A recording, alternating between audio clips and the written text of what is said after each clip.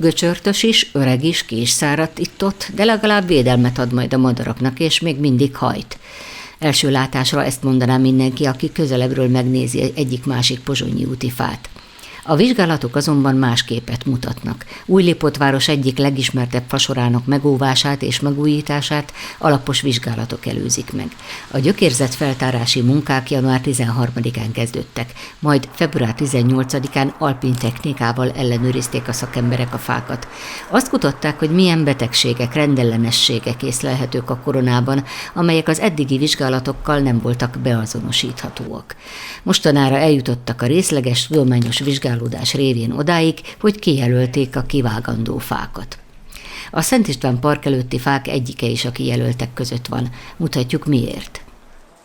Itt 234 fából összesen 29 fa volt kijelölve fakivágásra, amelyet jelenleg 10-re csökkentettünk, mert a favizsgálatokat tőlünk kérték, illetve azt, hogy a kivágandó fáknál a ellenőrzést tegyük meg, és amennyiben nem látjuk feltétlen indokoltnak, akkor értékeljük újra. Így jutottunk oda, hogy 10 darab fát kell összesen a Pozsonyi úton kivágni, amiből ez az egy, amin bemutatnám azt, hogy milyen jeleket figyelünk meg. Itt látható például egyrészt az, hogy a gomba termőtestekből látszik, hogy előre haladott állapotban van a fának a leromlása. A gombatermőtestek legtöbbször egy 70% körüli korhadtságot jeleznek, ami azt jelenti, hogy a fának a törzse nagyjából 70%-ban korhad belül. Ez feltételezés természetesen, műszerrel ki lehet mérni, de mivel itt nagyon sok összetevő indokolja a fakivágását, ezért nem tartjuk érdemlegesnek. Mint hallották, megoszlottak a vélemények, a szakemberek 29 fából 19-et nem tartottak kivágandónak. Nem volt számukra sem könnyű a döntés. Nagyon nehéz mérlegelés nekünk is. Gyakorlatilag jogszabály írja elő számunkra, hogy az élet- és balesetveszélyes fákat nem tarthatjuk meg.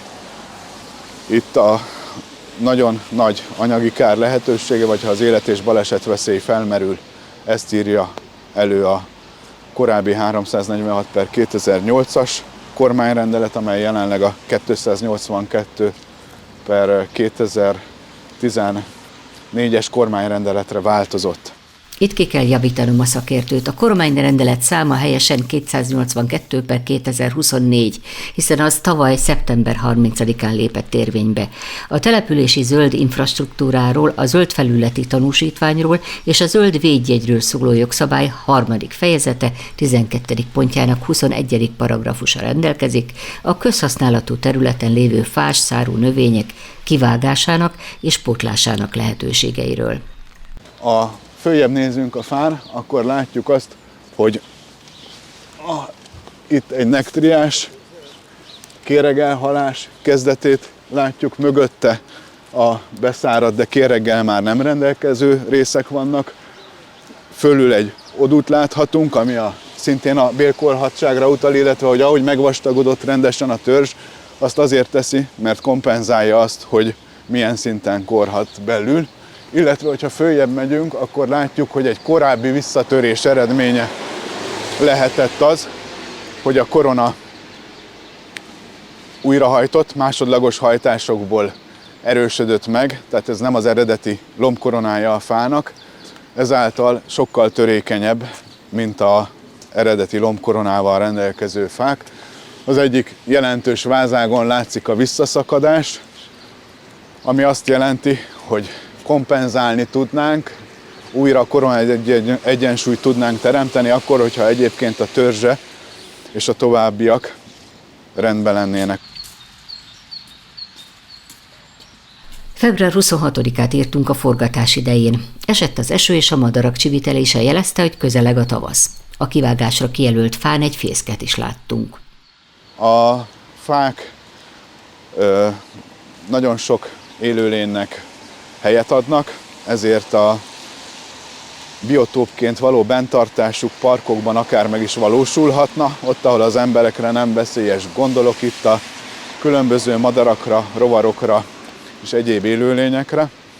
ezen a fán is látszik, hogy esetlegesen madarak is lakhatnák, ezért a Magyar Madártani Egyesületnek az előírásait érdemes figyelembe venni, miszerint az esetleges fakivágásokat még a költési időszak előtt el kell végezni.